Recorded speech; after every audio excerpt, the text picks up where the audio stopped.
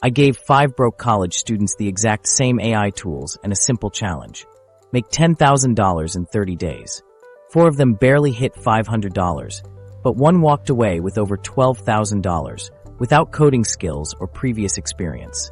In this video, I'm breaking down the psychological differences that separated the winners from the losers. The results shocked even me, and the top performer used a counterintuitive approach that goes against everything you've been taught about side hustles. Meet our 5 college students, the experiment setup.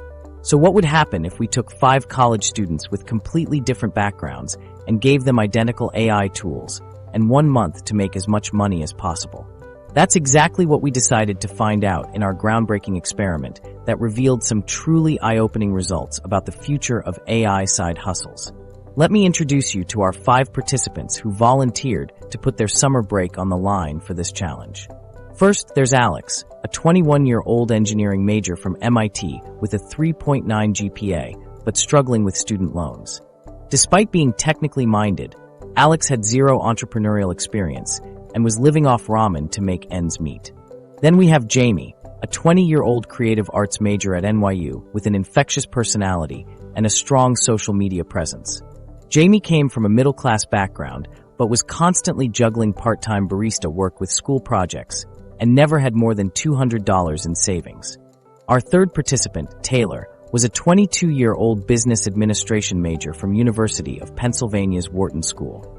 Taylor had the benefit of internships at major companies, but was facing graduation with mounting credit card debt from trying to keep up with wealthier classmates. Then there's Morgan, a 19-year-old computer science major at Stanford who spent most of their time coding in their dorm room. Despite having technical knowledge, Morgan struggled with severe social anxiety and had never held a job requiring client interaction. Finally, we met Jordan, a 21-year-old English literature student at a state university who worked nights at the library. Jordan came from a working-class family and was the first to attend college, with minimal technology experience beyond writing papers and scrolling social media.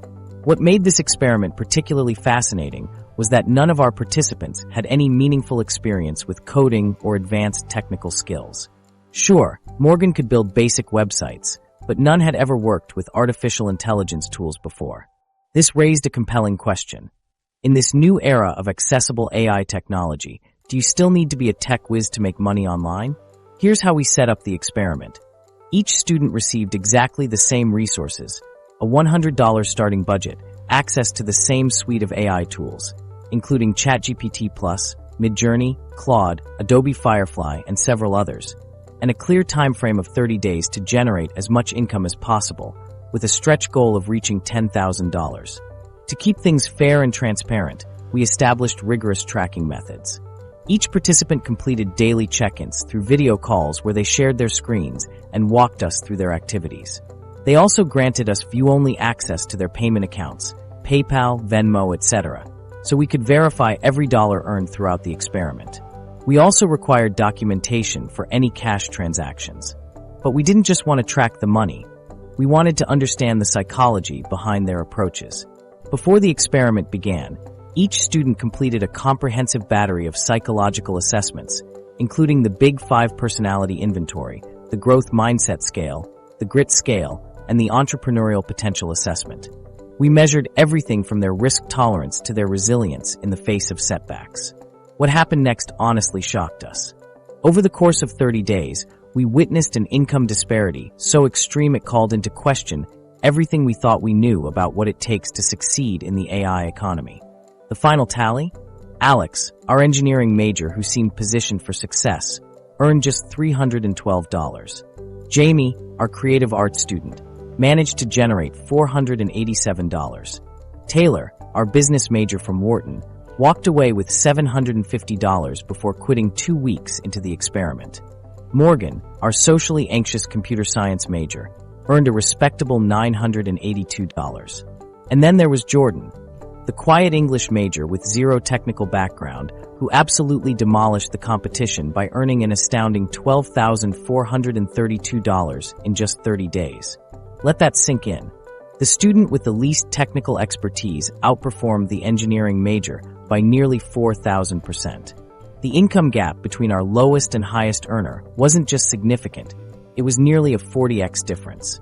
And all this happened with identical tools, identical time frames, and identical starting conditions. So what made the difference? Was it intelligence? Work ethic? Technical aptitude? None of the above. As we dug deeper into our data and analyzed thousands of hours of recordings, a clear pattern emerged. The single biggest predictor of success wasn't technical skill or prior experience. It was psychological factors that determined how each student approached challenges, managed their time, and connected with potential clients. The most fascinating insight came from our psychological assessments. Jordan, our unlikely winner, scored highest in what psychologists call comfort with uncertainty. The ability to take action despite not knowing exactly how things will turn out. Meanwhile, our technical students scored high on perfectionism and need for clarity before action. Traits that actually hindered their progress in the fast-moving world of AI entrepreneurship. We discovered that in this new AI-powered economy, the rules of success have fundamentally changed. It's no longer about who knows the most code or who has the most technical expertise. The tools have become democratized enough that anyone can use them. What separates the winners from the losers now is almost entirely psychological. The results were so counterintuitive that we had our data independently verified by a team of financial analysts. They confirmed what we were seeing. Jordan's approach to using AI tools had unlocked a completely different level of earning potential compared to the more technically minded students. This experiment revealed something profound about the changing landscape of opportunity in 2023. Technical barriers to entry have largely collapsed. Anyone with internet access can now leverage sophisticated AI tools to generate income. But the psychological barriers remain as strong as ever, and they're the real determinant of who succeeds and who struggles. The perfectionist. Why student number 1 made only $312? While the collapse of technical barriers opened doors for everyone in our experiment, what happens when your own brain becomes your biggest obstacle? Alex, our engineering major with a perfect GPA, seemed destined to dominate this challenge until a hidden mental trap turned their academic advantage into a financial handicap, a pattern that affects many highly intelligent people when facing real-world financial decisions. Let's talk about Alex. With a flawless 4.0 GPA in engineering at MIT and a resume featuring internships at tech giants like Microsoft and Tesla, Alex walked into our experiment exuding confidence. Their technical background made them seem like the obvious frontrunner. In our initial interviews, Alex spoke enthusiastically about leveraging AI for algorithmic trading, creating automated content systems, and even building AI-powered analytics tools. The ideas were impressive, the technical knowledge was there, and their enthusiasm was palpable.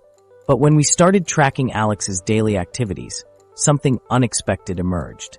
On day 1, Alex spent nearly 6 hours comparing different AI platforms without actually signing up for any of them. Day 2 wasn't much different. For more hours reading reviews, watching tutorials, and creating elaborate comparison spreadsheets. By day 3, Alex had compiled a 22-page document analyzing the pros and cons of various AI tools, but hadn't generated a single dollar.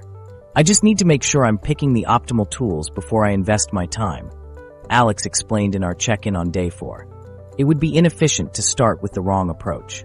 This pattern continued throughout the first week. While other participants were already testing simple money-making ideas, Alex remained trapped in what psychologists call analysis paralysis, a state where overthinking prevents any action at all. We captured footage of Alex's apartment at 2 a.m. on day 6, surrounded by notebooks filled with complex diagrams, flowcharts, and decision trees. Their laptop showed 47 open browser tabs with articles about AI business models. Yet their account balance remained unchanged at $100. The psychology behind this behavior reveals something fascinating about how our brains work.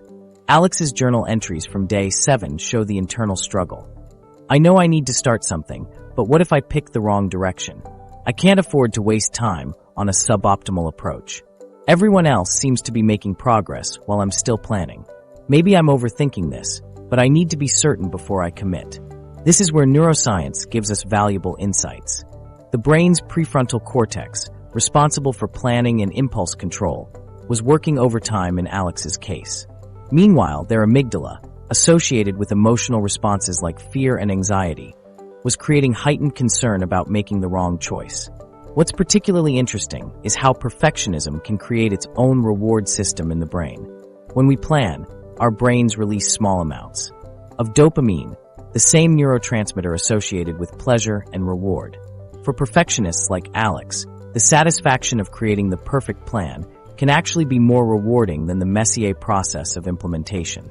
By day 14, halfway through our experiment, we created a data visualization of Alex's time allocation.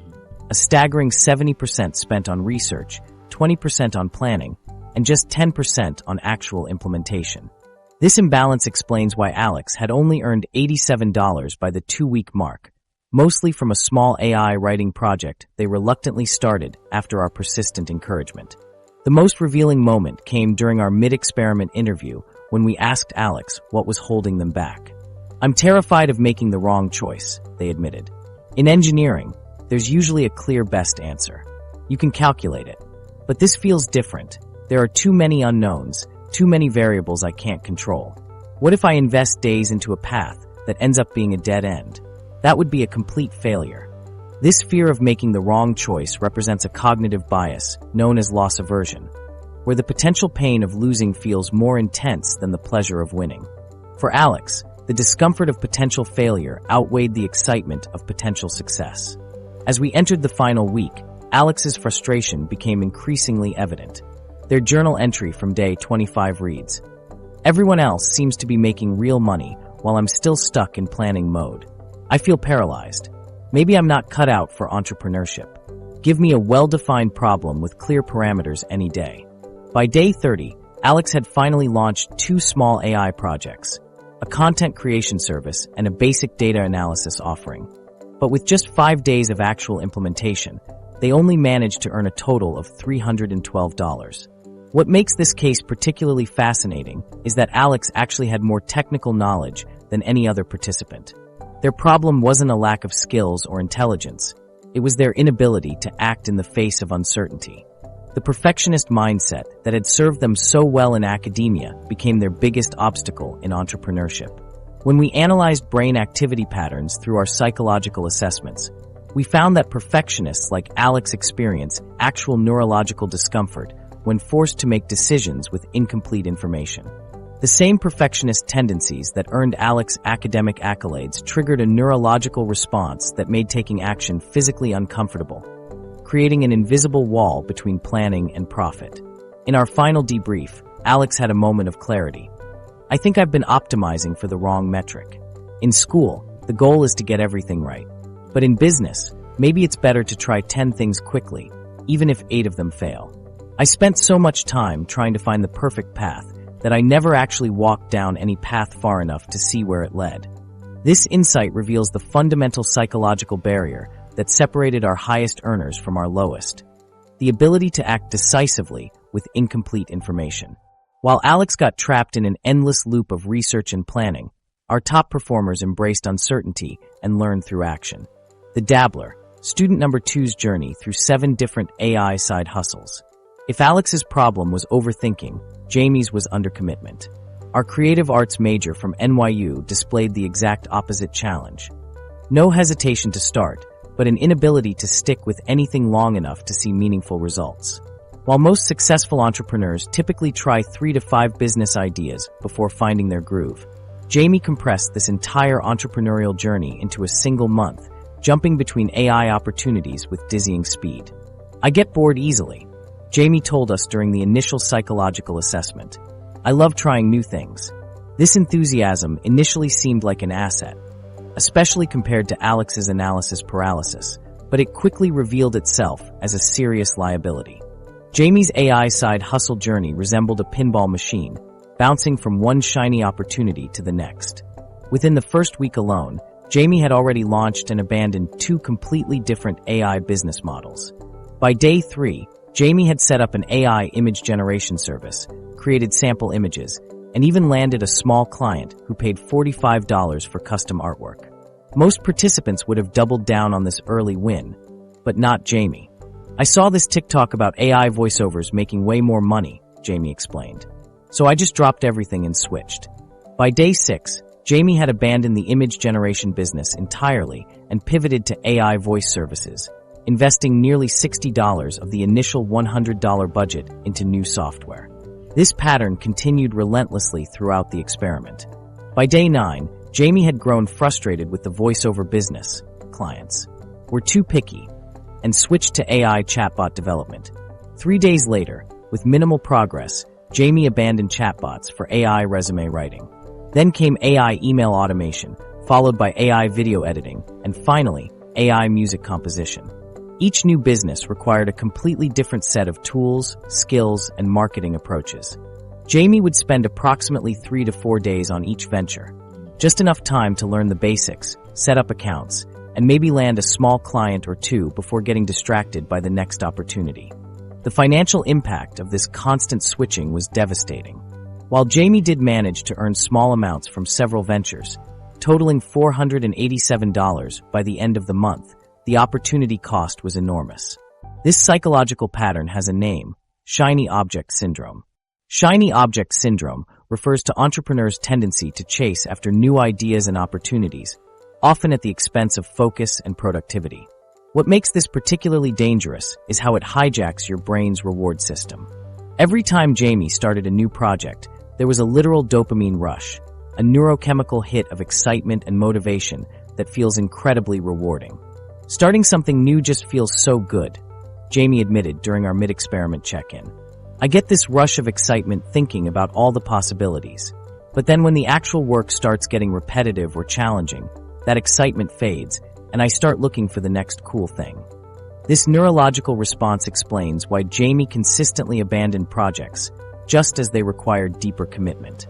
The brain was essentially rewarding novelty rather than completion, creating a costly cycle of starts without finishes. We measured the actual time costs of Jamie's approach. Studies show that task switching can reduce productivity by as much as 40%, as your brain needs time to refocus and reorient to each new project. For Jamie, this meant nearly half of all productive hours were lost simply to transition costs, learning new tools, setting up new accounts, and building new marketing materials for each venture. What made this particularly tragic was that Jamie actually showed remarkable technical aptitude. Unlike Alex, who struggled to move from planning to execution, Jamie could quickly learn and implement new AI tools. Within hours of discovering a new platform, Jamie would have mastered its basic functions and begun creating sellable products or services. If Jamie had stuck with literally any of these ventures for the full 30 days, the earnings potential would have been substantially higher, noted our technical advisor. The skill was there, but the commitment wasn't. The 7th and final AI venture, AI music composition, actually showed tremendous promise. Jamie discovered this opportunity on day 26 of our experiment and immediately connected with it on a personal level, given their background in creative arts. Within 48 hours, Jamie had created several AI-generated music tracks that impressed even professional composers on our evaluation team. "This is the one I should have started with," Jamie reflected in the final interview. "It combines my creative background with the AI tools in a way that feels natural." In those final 4 days, Jamie earned $212 from AI music, nearly half of their total month's earnings. But with only 4 days left in the experiment, there simply wasn't enough time to capitalize on this discovery. Had Jamie found this match earlier and committed to it for the full 30 days, conservative projections suggest earnings would have exceeded $1,500. Perhaps most revealing was the psychological assessment we conducted at the experiment's conclusion. Jamie scored exceptionally high on measures of novelty seeking and creativity, but critically low on grit and persistence. These traits create a dangerous combination in the entrepreneurial world: the ability to generate exciting ideas without the persistence to see them through. Cognitive biases also played a significant role. Jamie consistently displayed overconfidence when starting each new venture, believing it would be simple to master and monetize quickly. This optimism made the initial phase exciting, but left Jamie unprepared for the inevitable challenges that arise in any business. Additionally, each time Jamie abandoned a project, there was a form of loss aversion at play, not wanting to waste time on something that wasn't immediately successful, without recognizing that the constant switching was creating far greater opportunity costs. The contrast between Jamie and our experiment's top performer couldn't be more striking. While Jamie tried 7 different AI businesses in 30 days, Jordan committed to just one for the entire month, allowing for the development of deep expertise and substantial client relationships. The quitter. Why student number 3 walked away after 2 weeks. If Jordan's singular focus represented one path to success, Taylor's story reveals the opposite end of the spectrum. What happens when someone walks away from a profitable opportunity just as momentum is building? Our third participant, a business major from Wharton, seemed tailor-made for this challenge. With formal training in entrepreneurship and a resume filled with impressive internships at financial firms, Taylor appeared to have every advantage. Unlike Alex's analysis paralysis or Jamie's constant pivoting, Taylor found a profitable AI service within the first week, offering AI-powered market research reports for small businesses. The initial results were promising, with Taylor securing 3 clients in the first 10 days and generating $750 in revenue, the highest early earnings of any participant. But then something unexpected happened. "I just didn't see the point anymore," Taylor told us during the exit interview on day 15. "I was working 6 to 7 hours daily on these reports, and while the money was decent, it wasn't life-changing. At this rate, I'd never hit $10,000. This statement reveals the first critical psychological barrier Taylor faced: unrealistic expectations about the earning trajectory. Despite making significant early progress, Taylor had mentally projected a linear growth pattern that didn't align with the reality of building a new business. When we analyzed Taylor's daily journals, we discovered a fascinating pattern. After each small win, Taylor would immediately reset expectations higher, creating an endless treadmill of dissatisfaction. The first $50 project led to immediate expectations of $100 projects. After securing a $200 client, Taylor expressed frustration at not immediately finding $500 clients. This psychological pattern reflects what researcher Carol Dweck identifies as a fixed mindset, the belief that abilities are static and unchangeable. Rather than seeing the early challenges as opportunities for growth, Taylor interpreted each setback as evidence of personal limitation. "I thought business development would come naturally to me since I'm a business major," Taylor admitted. "When it didn't, I started questioning whether I had what it takes." The irony is that Taylor was actually on a promising trajectory. Our financial analysts projected that if Taylor had maintained the same effort for the full 30 days, earnings would have reached approximately $2,400, placing third in our experiment. More importantly, the client relationships Taylor established could have led to recurring revenue for months beyond the experiment. What Taylor failed to understand was the natural development curve of a new business, what entrepreneurs call the J-curve. This pattern shows that many new ventures experience initial losses or slow growth before achieving meaningful profitability. The early phase requires investment of time and effort that may not immediately yield proportional returns. "I expected to work hard for a few days and then start seeing exponential results," Taylor explained. "When my income didn't double week over week, I felt like I was failing." The psychological impact of this expectation mismatch was profound. Despite earning more in 2 weeks than some participants made in the entire month, Taylor reported the highest anxiety levels and lowest satisfaction scores of any participant during check-ins. This highlights a critical insight for aspiring entrepreneurs.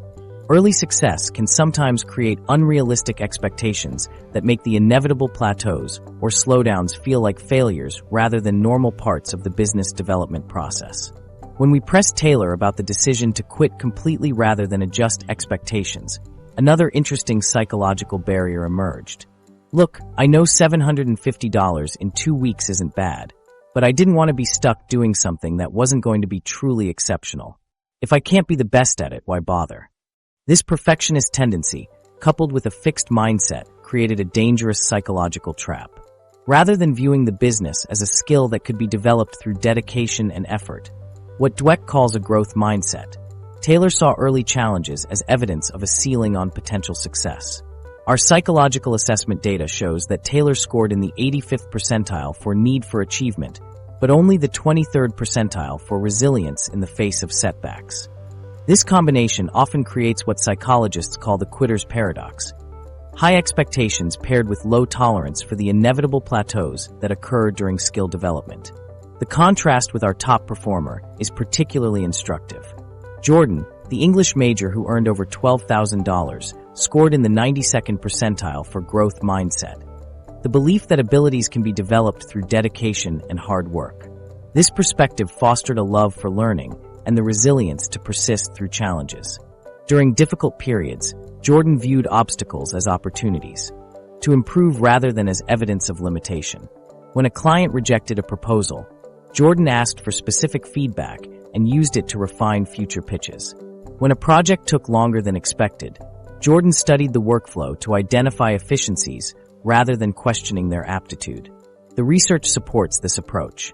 Studies show that individuals with a growth mindset are more likely to embrace challenges, persist through difficulties, and view effort as a path to mastery, qualities that are essential for entrepreneurial success. Perhaps the most revealing moment came during Taylor's final interview. When asked what advice they would give to others considering an AI side hustle, Taylor said, "Make sure you're naturally good at it from the beginning. If you're struggling in the first week, it's probably not for you." This statement perfectly encapsulates the fixed mindset that ultimately limited Taylor's potential. The belief that initial performance predicts final outcomes led to abandoning a profitable opportunity just as it was gaining momentum. The J-curve that Taylor failed to understand illustrates that many new ventures require persistence through an initial period of investment before seeing substantial returns.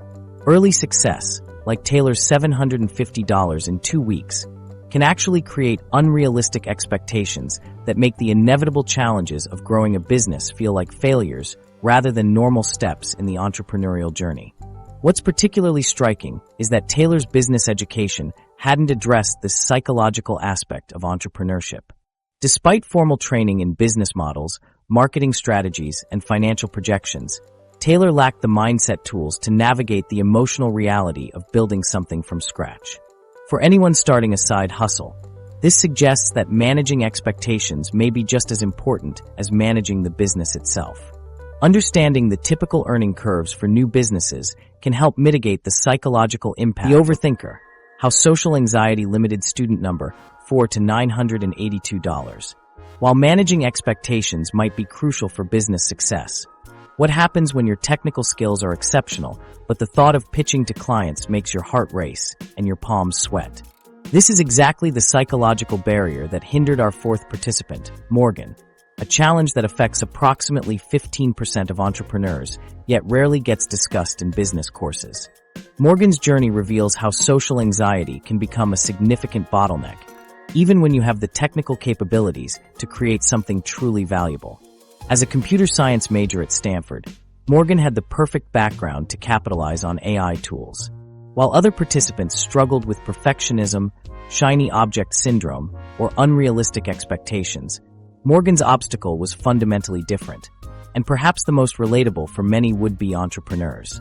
From day one, Morgan demonstrated impressive technical proficiency, quickly learning how to leverage AI for creating custom automation solutions for businesses. The concept was solid, using AI to build time-saving workflows that could save companies thousands of dollars in labor costs. Morgan's service had genuine value, with potential clients willing to pay premium rates for these custom solutions. "I knew I could build something worth at least $2,000 per client," Morgan explained during our check-ins. "The technical part was actually fun for me. I could spend 12 hours straight coding and configuring these AI systems without getting tired." But when it came time to actually reach out to potential clients, Morgan's enthusiasm vanished. The mere thought of cold emailing businesses, or worse, making phone calls triggered intense anxiety. This wasn't just normal nervousness. Morgan exhibited classic symptoms of communication anxiety: racing heart, shortness of breath, and an overwhelming fear of negative evaluation. "It's like my brain would short-circuit when I tried to draft emails to potential clients," Morgan admitted. "I'd write and rewrite the same message 20 times, then end up not sending anything because I was convinced they'd think I was incompetent or annoying." By day 10, Morgan had built 3 impressive AI automation demos, but hadn't sent a single pitch. The technical foundation was there, but the business was stalling at the critical client acquisition phase. Our data showed that Morgan spent 85% of work time on product development and just 15% on marketing. the complete opposite ratio of what successful entrepreneurs typically employ. The turning point came when we suggested a completely different approach. What if Morgan could use AI tools not just for the product, but to overcome the communication barrier itself? This sparked a fascinating pivot. Instead of forcing direct client interactions, Morgan began experimenting with AI tools specifically designed to facilitate communication. First came an AI email assistant that could draft professional outreach messages based on simple bullet points. This created a psychological buffer. Morgan could focus on the technical aspects of what to offer, while the AI handled the anxiety-inducing social components.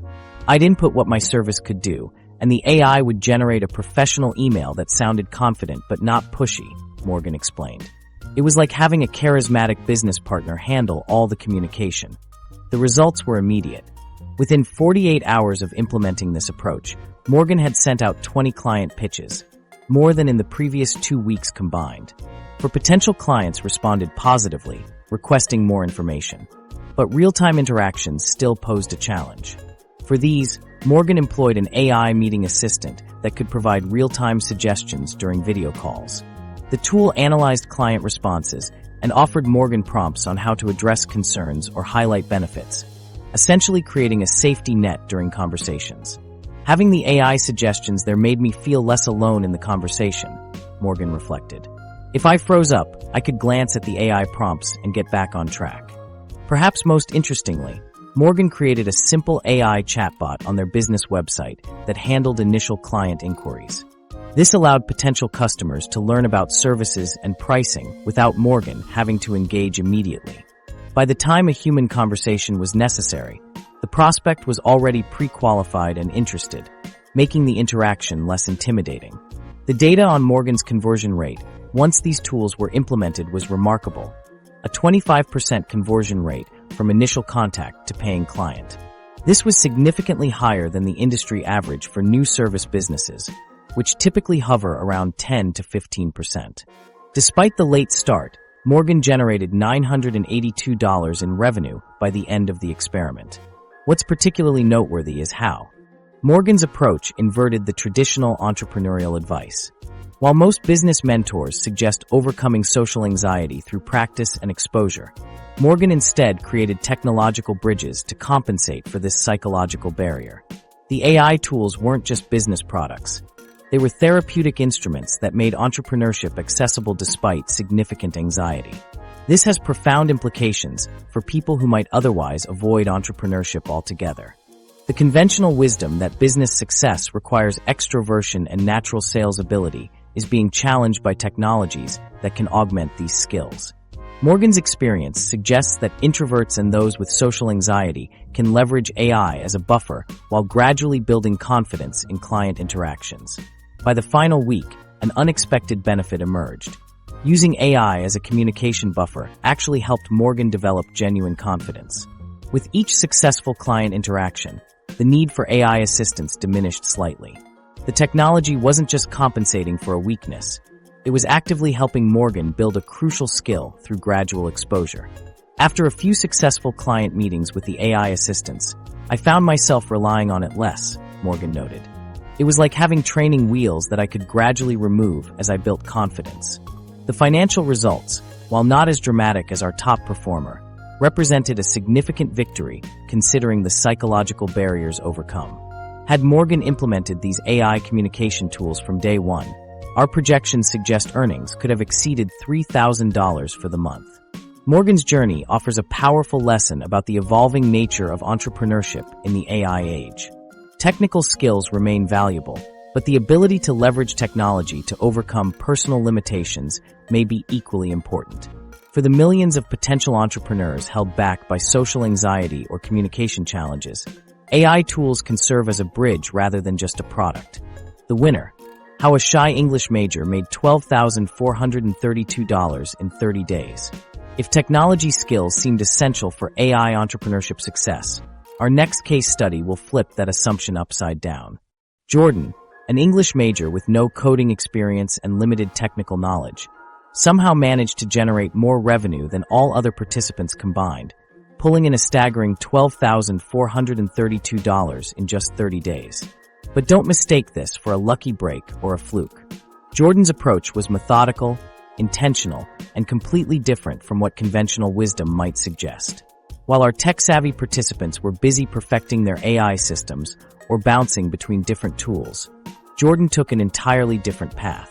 Instead of trying to master the technical aspects of AI tools, Jordan approached the challenge with what psychologists call a beginner's mindset, a fresh perspective unclouded by preconceived notions about how things should work. I knew I wasn't going to win by competing on technical knowledge, Jordan explained during our follow-up interview. So I decided to focus on something else entirely, understanding what clients actually needed and finding the simplest way to deliver it. This beginner's mindset became Jordan's secret weapon. Without the burden of technical expertise or industry conventions, Jordan approached each problem with genuine curiosity and flexibility. When faced with client requests, instead of thinking about limitations, Jordan focused on possibilities. The most surprising aspect of Jordan's strategy was the decision to master just one AI tool, a content creation platform, rather than trying to learn multiple systems. While other participants spent hours comparing different AI options and jumping between platforms, Jordan invested that time becoming proficient with a single tool that could generate high-quality written content. I realized I didn't need to know how the AI worked under the hood, Jordan said. I just needed to know how to get the best results from it. That's when I started developing specific prompts that could generate exactly what clients wanted. Those prompts turned out to be worth their weight in gold. Jordan created a system of layered prompts that could transform basic client inputs into sophisticated marketing copy, website content, and business proposals. The most valuable prompt sequence Jordan developed, one that generated comprehensive content marketing strategies, eventually commanded $2,500 per project. But the real game changer in Jordan's approach wasn't the AI tool itself, it was time allocation. While other participants spent 80% of their time on service fulfillment and only 20% on finding clients, Jordan completely flipped this ratio. Jordan dedicated 80% of working hours to client acquisition and relationship building, and just 20% to actually delivering the service. This counterintuitive approach paid enormous dividends. By day 7, Jordan had secured 3 clients without having fully mastered the AI tool yet. By day 14, that number had grown to 7 active clients, each paying between $250 and $500 per project. The consistent focus on finding new business opportunities created a pipeline that other participants simply couldn't match. Jordan's pricing strategy was equally unorthodox. Starting at a modest $25 per hour, Jordan quickly shifted to a value-based pricing model after realizing something important. Clients didn't care about the time spent creating content. They cared about the results the content would deliver. I noticed that when I talked about saving them time or making their content strategy more efficient, clients would nod politely, Jordan explained. But when I showed them how my AI-generated content could increase their conversion rates or help them connect with new customers, they were ready to pay premium rates. This insight allowed Jordan to rapidly scale pricing from $25 per hour to $250 per hour equivalent, a 900% increase. Not by working faster, but by pricing based on the value delivered rather than the time invested. One client happily paid $1,800 for a comprehensive content strategy that Jordan produced in just 6 hours with the help of AI tools. Another fascinating aspect of Jordan's approach was the complete disregard for conventional side hustle wisdom about specialization. While most experts recommend niching down to a specific industry, Jordan deliberately worked with clients across multiple sectors, from healthcare to finance to education. Each new industry gave me more ideas and inspiration, Jordan explained. I could take what worked in one field and apply it creatively to another. Clients thought I had deep expertise in their industry, but really, I was just good at asking the right questions and then using AI to fill in the gaps. This cross-pollination of ideas led to some of Jordan's most lucrative projects. A marketing approach that worked well for a healthcare client was adapted for a financial services firm, resulting in a $2,200 project that required minimal additional learning. Jordan's success also challenges conventional wisdom about the relationship between hours worked and income earned. While our lower-earning participants often work 10 to 12-hour days, Jordan maintained a strict 5-hour workday throughout the experiment. This focused approach to time management allowed Jordan to maintain energy and creativity while still generating substantial income. The results speak for themselves. By day 30, Jordan had built a client roster of 12 active businesses, developed a repeatable system for content creation using AI, and generated $12,432 in revenue, with $8,500 of that coming in the final 10 days alone as referrals and repeat business kicked in. Perhaps the most compelling aspect of Jordan's success story is how accessible this approach is to others.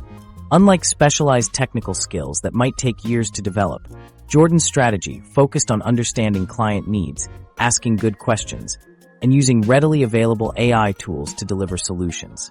When we analyzed the specific AI prompts Jordan used to generate high-value content, we found they weren't particularly complex from a technical standpoint. The magic wasn't in the technical sophistication, but in how Jordan framed the inputs to get exactly what clients needed. For example, one of Jordan's most effective techniques was creating character profiles for each client's brand voice, which were then fed into the AI system before any content generation began. This simple but powerful approach ensured that all AI-generated content maintained a consistent tone that aligned with the client's brand identity. Jordan also developed a systematic approach to improving AI outputs through iterative prompting, taking the initial output, identifying weaknesses, and then using specific prompts to enhance and refine the content until it met professional standards. The implications of Jordan's success are profound for anyone looking to build an income in the AI economy. Technical expertise, while valuable, may be less important than the ability to understand client needs and leverage available tools to meet those needs. The beginner's mindset, approaching problems with curiosity rather than preconceived notions, might actually be an advantage in a rapidly evolving landscape. The tools that generated real money, AI side hustle ROI analysis. While Jordan's success story is inspiring, it raises a critical question about the tools themselves.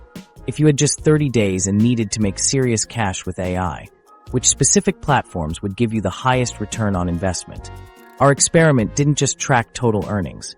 We meticulously documented every minute spent learning and using each AI tool against the revenue it generated. And the results completely contradicted what most AI experts recommend. Online, let's break down the actual AI tools our students had access to during the experiment. Each participant received identical access to a comprehensive suite including ChatGPT, Jasper, Midjourney, DALL-E, Canva AI, several AI video generators, voice synthesis tools, and specialized AI writing assistants.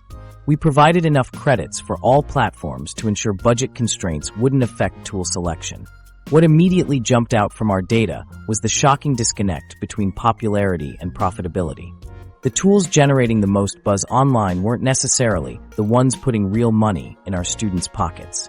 When we calculated the actual return on investment, dollars earned versus hours invested, clear winners and losers emerged. Content creation tools dominated the profitability rankings. AI-assisted copywriting emerged as the undisputed champion with a staggering 92% profit margin. For every hour our students spent using these tools to create marketing materials, blog posts, and website copy, they generated substantial revenue with minimal expenses. Jordan, in particular, leveraged AI writing tools to produce high-value content for clients across multiple industries, turning what would typically be days of work into just a few hours of prompting and editing. What made content creation tools so immediately profitable? The answer lies in the minimal setup time. Unlike many AI applications that require extensive configuration, content tools delivered value from day one. Students could take a client brief in the morning and deliver polished content by afternoon, creating an almost immediate revenue stream. These tools also required the least technical expertise to use effectively, explaining why our English major outperformed technical students in this category. In stark contrast, AI video generation tools yielded the poorest return at just 12% profit margin. Despite impressive technological capabilities, these tools demanded extensive learning time, required multiple revision cycles, and often necessitated additional editing software to produce client-ready results. Jamie spent nearly 18 hours mastering one AI video platform only to generate a mere $85 in revenue before abandoning it for another venture. The learning curve for each tool proved to be a critical factor in its profitability. Our data showed that users could become proficient enough to monetize basic content tools within just 2 to 3 hours of practice. By comparison, more complex design and video tools required 15 to 20 hours before students could produce client-worthy work, a significant barrier when working with a 30-day timeline. This explains why tools with shorter learning curves consistently outperformed their more complex counterparts in our experiment. One surprising revelation was the success of AI tools for freelance writing. Students who focused on generating written content like articles, social media posts, and marketing materials found an abundance of clients willing to pay premium rates for quick turnaround times. These services provided immediate value to businesses without requiring extensive customization. Several participants reported that clients couldn't distinguish between AI-assisted content and traditionally written material, especially after human editing and refinement. Another unexpected finding was how effectively AI lowered barriers to entry across various side hustles. Morgan, despite struggling with client outreach, built impressive automated systems using AI tools that would have traditionally required advanced programming skills. The accessibility of these technologies meant that even participants without technical backgrounds could create digital products and services that commanded respectable prices in the marketplace. When examining specific use cases, we found that certain tools excelled in particular niches while failing in others.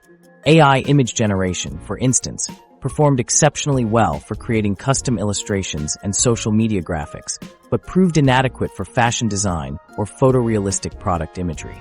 This specialization meant that students needed to match the right tool to the right client need. A lesson Jamie learned the hard way by attempting to force-fit AI tools into unsuitable projects. The versatility of AI applications also emerged as a significant factor.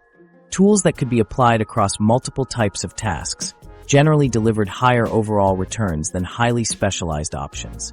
For example, students using AI content creation tools could easily pivot from writing marketing copy to drafting professional documents to creating social media content, allowing them to serve diverse client needs without learning new systems.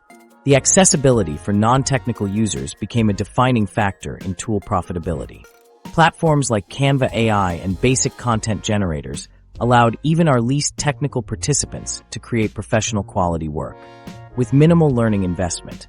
These simplistic interfaces often outperformed feature-rich alternatives that offered more capabilities, but required significantly more expertise to operate effectively. When we tracked the time to proficiency data, the pattern became unmistakable. The AI tools that delivered the highest returns were those students could effectively utilize within hours rather than days. Many reported being able to create marketable content within the first day of using writing assistants, while video and complex design tools often required a week or more of practice before producing client-worthy results.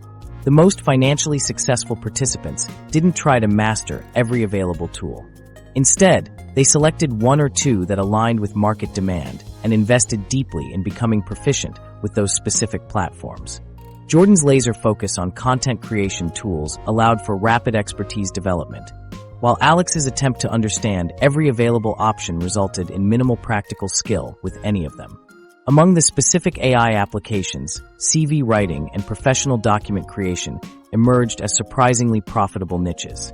Students who targeted these services found ready clients willing to pay premium prices for AI-enhanced professional materials.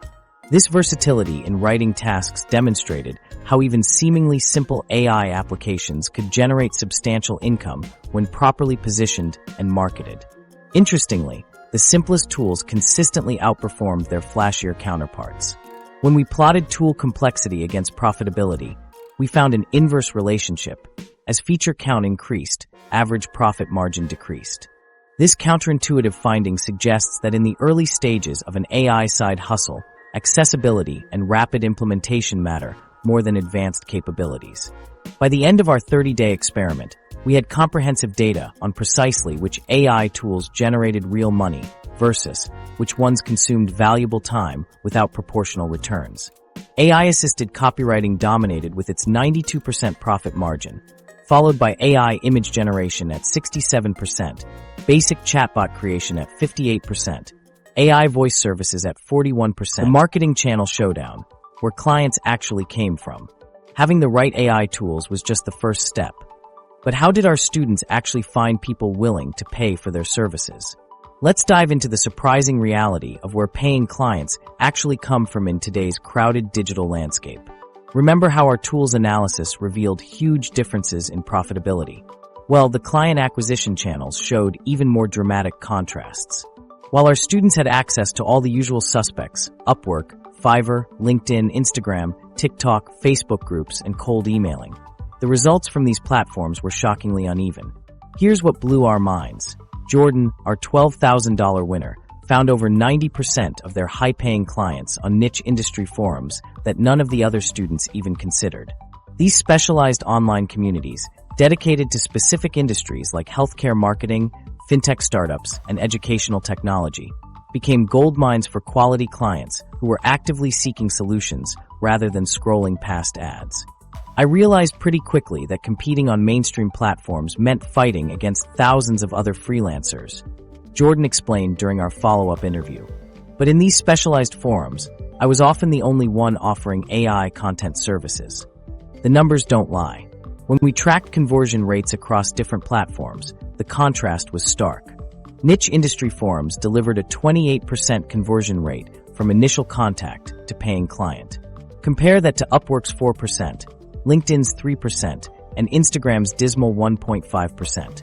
Even more telling, TikTok, despite hours invested by 3 of our students, produced exactly 0 paying clients for anyone in our experiment. What made these specialized forums so effective? For starters, the intent factor was completely different. People browsing these forums were actively looking for solutions to specific industry problems, not just casually scrolling through content. They came with budgets ready to deploy rather than just curiosity. The competition factor also played a huge role. While mainstream platforms are saturated with AI service providers, these niche forums had far fewer competitors offering similar services. Jordan essentially became the AI person in several of these communities, capturing nearly all the available business.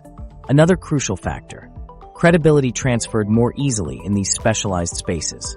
Jordan didn't need an extensive portfolio or hundreds of reviews because forum members trusted recommendations from other community members. One satisfied client in these tight-knit groups often led to 3 or 4 more without additional marketing effort. The timing advantage was perhaps most striking of all. Our data showed that Jordan typically received first responses within hours of posting in these forums, with paying clients secured within 48 hours. Meanwhile, Morgan spent nearly 2 weeks building a presence on LinkedIn before landing their first client, and Alex waited 11 days for their first response on Upwork. This pattern held true even when accounting for the quality of services offered. Morgan's technically superior AI automation solution took 3 times longer to find clients on mainstream platforms than Jordan's more basic content service did on niche forums.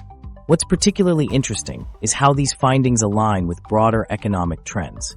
According to our research, over 1/3 of U.S. adults now engage in side hustles, highlighting the growing importance of alternative income streams in today's economic climate. The demand is clearly there, but most freelancers are fishing in overcrowded ponds. The generational breakdown is even more telling. 53% of Gen Z, 50% of millennials, and 40% of Gen X have side hustles, with 44% stating they will always need them to make ends meet. This isn't just about extra spending money anymore. It's becoming a financial necessity for many Americans. Yet most of these side hustlers are competing for visibility on the same handful of platforms. Our experiment suggests this approach is fundamentally flawed. The platforms with the highest name recognition consistently produce the fewest paying clients, creating a paradoxical situation where freelancers flock to the very platforms least likely to generate income. Even more surprising was how the effectiveness of different platforms aligned with our students' personalities. Jordan, who scored high on empathy but lower on extroversion, thrived in forum environments where thoughtful, helpful responses were valued over flashy self-promotion. Meanwhile, Jamie's attempt at TikTok content creation played to their creative strengths, but failed to translate into actual business. "I spent about 20 hours creating TikTok content over 2 weeks," Jamie told us. "And while I got some nice comments and a few hundred followers, Not a single person inquired about hiring me. This disconnect between social media visibility and actual client acquisition points to a fundamental misunderstanding in how modern freelancers market themselves. Content creation and client acquisition are entirely different skills, and our experiment suggests that many aspiring side hustlers optimize for the wrong metrics, followers, likes, and views rather than paying clients. The client acquisition costs, CAC, told an equally compelling story. Jordan spent approximately $15 on forum memberships and landed 12 clients, for a CAC of just $1.25 per client. Morgan's LinkedIn premium subscription cost $79 and resulted in 4 clients, for a CAC of $19.75 each. Alex spent $50 on boosted Upwork proposals for just 2 clients, a CAC of $25 each. The speed of client acquisition varied dramatically as well. Jordan's forum strategy produced first contact within 4 hours on average and a paying client within 48 hours. LinkedIn took an average of 5 days for first responses, while Upwork averaged 3 days but required significantly more proposals to generate the same number of clients.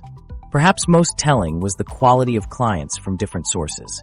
Jordan's forum clients paid an average of $750 per project, while the typical Upwork client in our experiment paid just $150.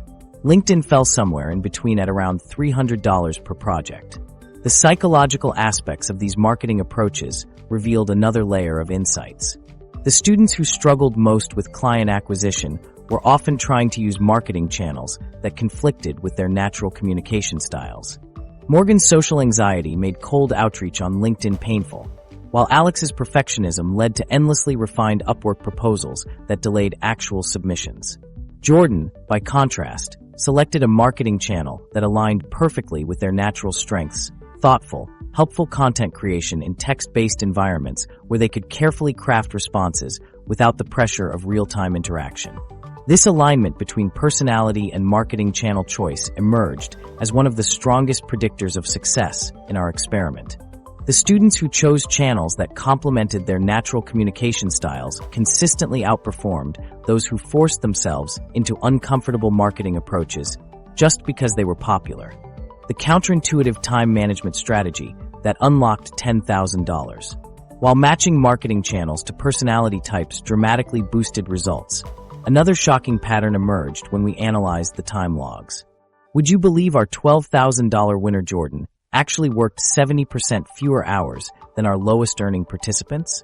The data completely flips the script on everything you thought you knew about productivity.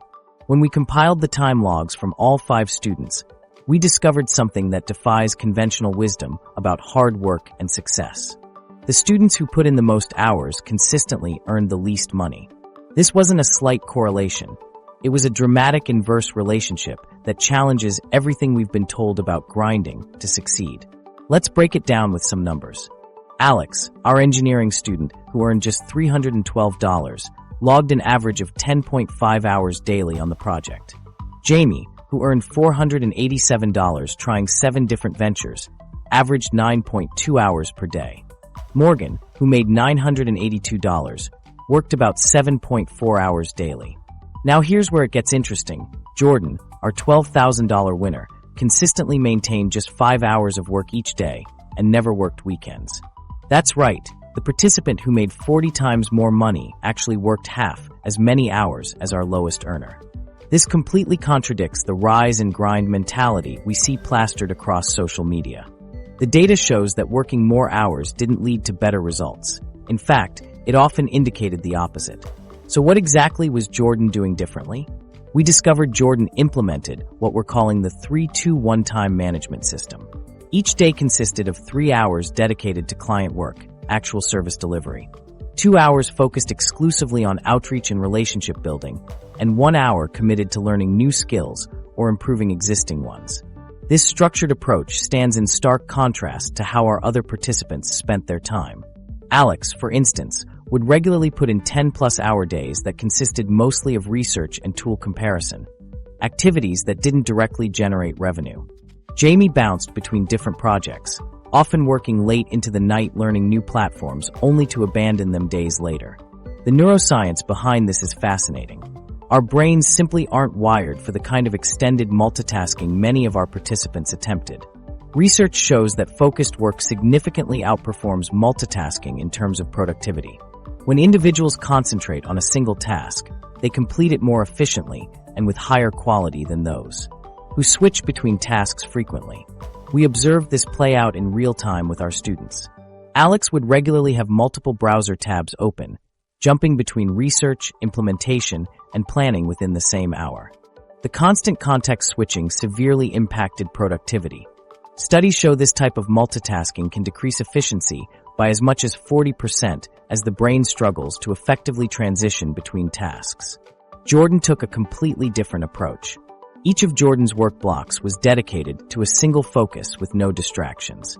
During client work time, all notifications were turned off. During outreach time, only communication tools were open.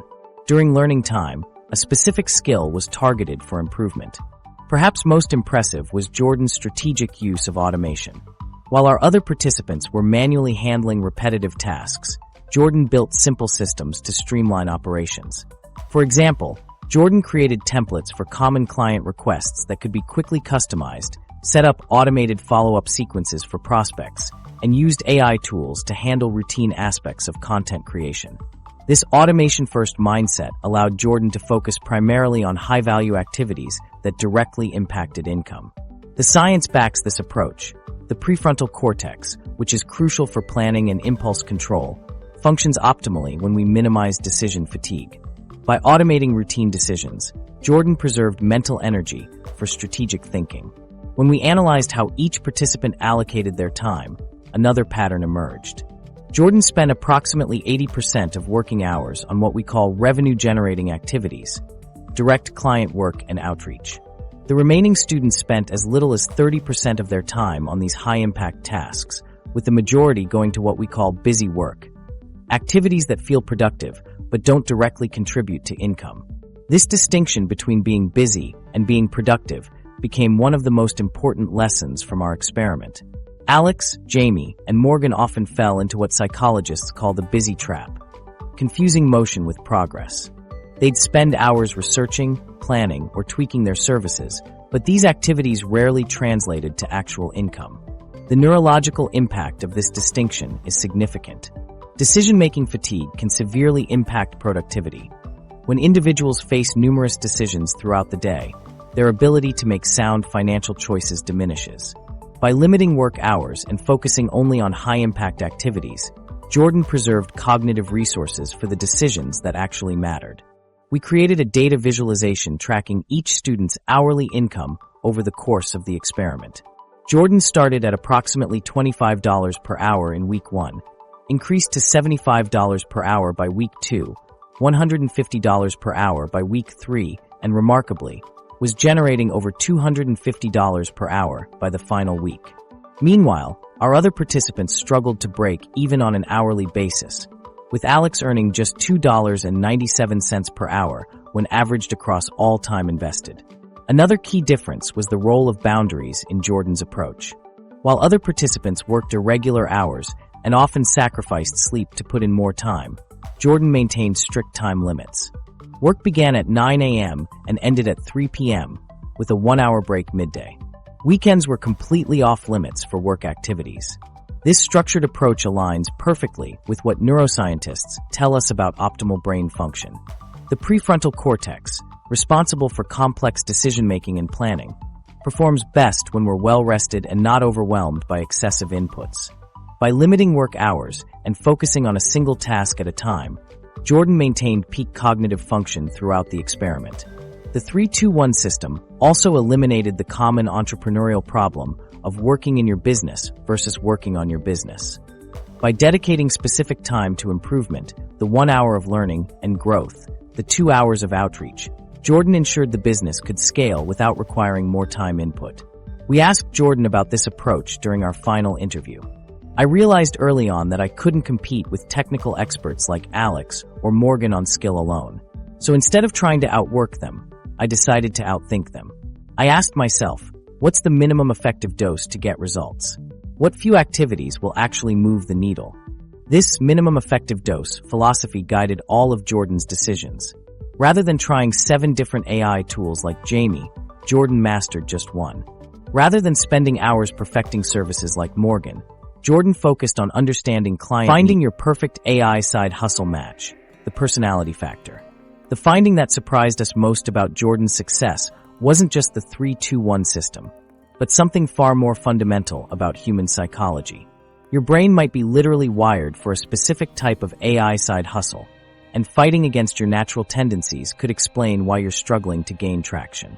While most gurus sell one-size-fits-all formulas for making money online, our experiment revealed something radically different. The students who tried to force themselves into business models that clashed with their core personality traits consistently underperformed, regardless of how many hours they put in or how technically skilled they were. After analyzing the psychological assessments alongside income results, we developed what we're calling the AI side hustle personality framework. This isn't some fluffy personality test. It's a neurological mapping of how different brain structures and tendencies align with specific business models in the AI economy. Let's break down the 4 distinct AI side hustle personality types we identified and their natural strengths. First, we have the architects. These are your analytical problem solvers like Alex and Morgan. They excel at systems thinking and technical implementation, but may struggle with client acquisition. When architects align with the right business model, like AI automation services or technical consulting, their income potential skyrockets. But when misaligned, they get stuck in endless research loops. Second are the connectors, like Jordan. These individuals naturally build relationships and intuitively understand client needs. They thrive in client-facing roles where they can translate complex AI capabilities into simple value propositions. Their superpower is making technical solutions accessible to non-technical clients. Third, we identified the creators. Jamie fell into this category with strong creative tendencies and a natural ability to generate novel ideas. Creators excel at content-based AI businesses and innovative applications, but need structure to prevent constant pivoting. Finally, we have the strategists like Taylor. These individuals are excellent at planning and optimization, but require early wins to maintain motivation. They perform best in data-driven AI businesses, where they can measure progress clearly and optimize over time. What fascinated us was how these personality types directly correlated with success in specific AI business models. When students attempted AI side hustles that matched their type, their earnings were typically 300 to 400% higher than when there was a mismatch. For example, Morgan, an architect, struggled with client outreach but excelled at building sophisticated AI systems. Once Morgan found a way to buffer client interactions using AI tools, income immediately increased. This wasn't just about overcoming social anxiety. It was about finding a business model that worked with Morgan's natural strengths rather than against them. Similarly, Jordan, a connector, might have failed miserably if they had tried to compete with Morgan on technical expertise. Instead, Jordan leaned into their natural ability to understand client needs and communicate value effectively. This alignment between personality and business model proved more valuable than technical skill or experience. What we've discovered aligns perfectly with emerging research in neurofinance, the study of how brain structure influences financial decisions. Your neurological wiring creates natural advantages and disadvantages that dramatically impact your performance in different business models. We've created a simple self-assessment quiz to help you identify your own AI side hustle personality type. It evaluates 4 key dimensions: your cognitive processing style, analytical versus intuitive, social orientation, independent versus collaborative, motivation structure, process-focused versus outcome-focused, and risk tolerance, security-seeking versus opportunity-seeking. By answering just 12 questions, you can pinpoint your primary and secondary personality types and receive personalized recommendations for AI side hustles that match your neurological strengths. The quiz is available at the link in the description, and unlike typical internet quizzes, it's based on validated psychological research. When we analyzed our 5 students against this framework, we found striking correlations. Alex, who scored as a primary architect, spent weeks comparing tools and building systems, classic architect behavior. But by trying to force themselves into a client-facing role without the natural skills of a connector, they hit a ceiling of just $312. Jamie, our quintessential creator, generated brilliant ideas for 7 different AI businesses, but lacked the strategist's discipline to stick with any of them long enough to see significant returns. With proper structure and focus, Jamie's creative talents could have easily generated $3,000 plus in that same time frame. Taylor, a textbook strategist, abandoned the experiment when they couldn't see the clear path to their target, despite making good early progress. Without the connector's natural resilience in uncertain situations, Taylor cut their earnings potential by 2/3. Morgan embodied the architect's technical brilliance, but initially struggled with the connector aspects of business. Once Morgan found technological workarounds for these challenges, their income nearly quadrupled in just 10 days. And Jordan, our highest earner, was a perfect example of a connector with secondary creator traits. They focused entirely on understanding client needs and delivering solutions that felt personalized, despite using the same AI tools as everyone else. This natural alignment between personality and business model produced results that were quite literally 40 times better than our most misaligned participant. When we plotted personality-business alignment against income for all participants, the correlation was striking, a 0.87 Pearson coefficient, suggesting that alignment predicted success more accurately than any other factor we measured, including prior experience, technical skill, or hours worked. This finding challenges the conventional wisdom of most online business advice. The issue isn't that you're not working hard enough, or that you haven't found the perfect AI tool. It's that you might be forcing yourself into a business model that works against your neurological wiring rather than with it. Think about it. If you've ever felt like you're constantly swimming upstream in your side hustle despite following all the expert advice, this might be why. You're trying to be a Jordan when your brain is wired to be a Morgan, or vice versa. The practical implications are enormous. Instead of asking which AI side hustle makes the most money, the better question is which AI side hustle makes the most money for someone with my personality type. For architects, this might mean focusing on technical implementation and partnering with connectors for client acquisition. For creators, it could involve establishing structure and accountability to prevent constant pivoting. Strategists benefit from clear metrics and milestone-based approaches, while connectors thrive when they can leverage their natural relationship-building abilities. Your 30-day AI side hustle roadmap, realistic expectations. Beyond personality alignment, there's something even more practical we need to discuss: the real timelines for making money with AI side hustles. Forget the $10,000 in 7 days clickbait you've seen elsewhere. When we tracked our participants' actual earnings day by day, we discovered a pattern that explains why most people give up right before their breakthrough moment. Now that you understand which AI side hustle might best match your personality type, let's talk about what you can realistically expect when you start your own journey. The numbers across various age groups don't lie. 53% of Gen Z, 50% of millennials, and 40% of Gen X are already engaged in side hustles. This isn't just a trend, it's becoming a financial necessity for many. But how quickly can you actually expect to see results? Let's be crystal clear about something right away. Jordan's $12,432 in 30 days was exceptional, not the norm. While it proves what's possible, it's not what most people should expect right out of the gate. Our research shows that for most first-time AI side hustlers, the earnings curve follows a distinct pattern that looks nothing like the overnight success stories flooding your social media feeds. Instead of the straight upward line that gurus promise, real earnings typically follow what I call the reality curve. A slow start followed by a gradual acceleration point. For our participants, the first significant income usually arrived between days 15 to 21, not day 1 or 2. This matches the broader data we've collected from hundreds of side hustlers beyond our experiment. The good news: starting an AI side hustle doesn't require emptying your savings account. The typical financial investment ranges from $50 to $250, depending on which tools you'll need. This relatively low barrier to entry makes these opportunities accessible to almost anyone looking to generate supplemental income without taking on substantial financial risk. But money isn't the only investment you'll make.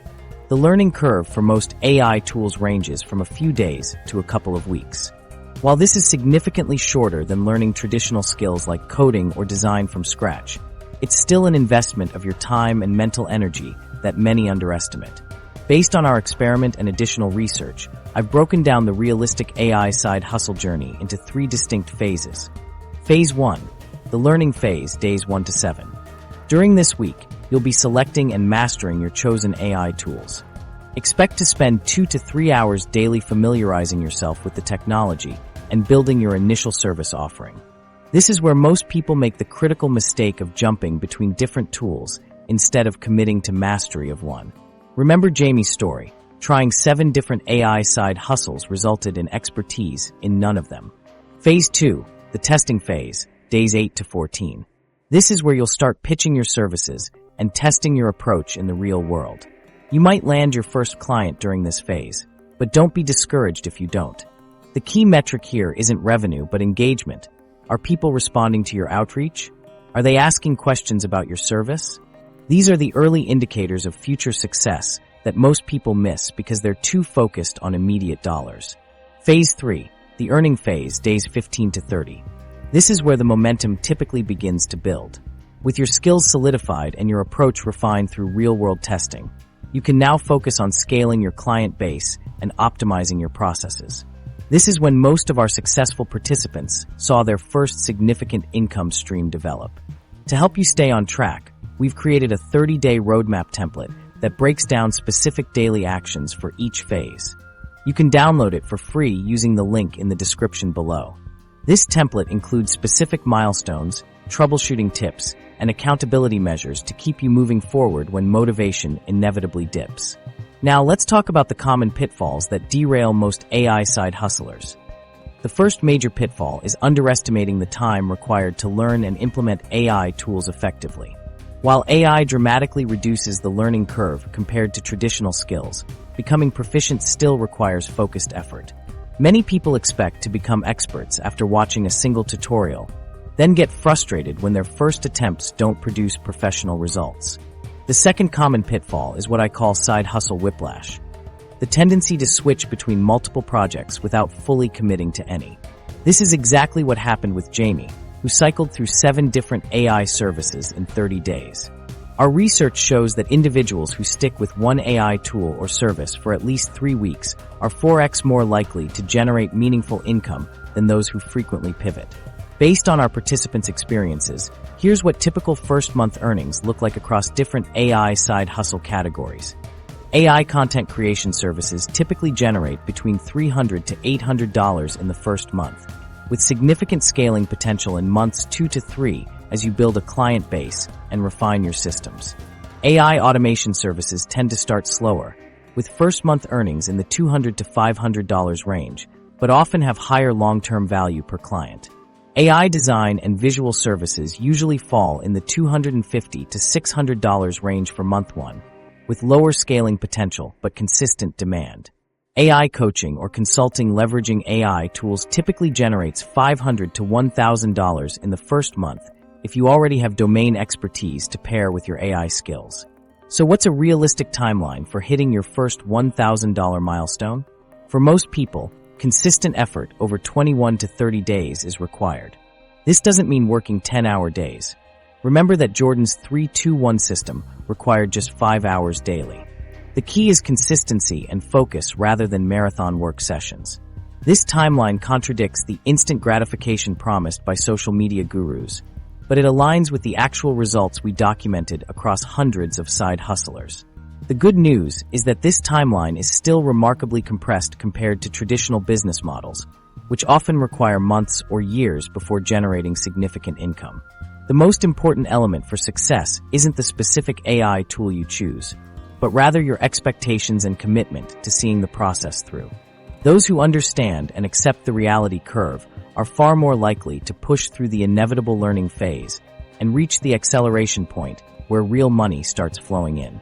After digging through all the data from our experiment, I've discovered something that might surprise you. The real difference maker in our $10,000 challenge wasn't about mastering AI tools or having technical skills. It was about psychology. Financial literacy turns out to be a powerful shield against mental pitfalls like loss aversion and overconfidence. Our research confirms that those who actually take action consistently outperform those who get stuck in planning mode. What's fascinating is how a growth mindset, embracing challenges rather than avoiding them, directly predicted who succeeded and who didn't. The psychological factors that truly separated our winners from everyone else: resilience, adaptability, and tech savviness. These traits allowed our top performers to navigate obstacles and capitalize on opportunities in today's digital landscape. So here's my challenge to you. Pick one AI tool, identify one potential client, and make your first offer within the next 7 days. Then come back and tell us what happened. Your mindset matters more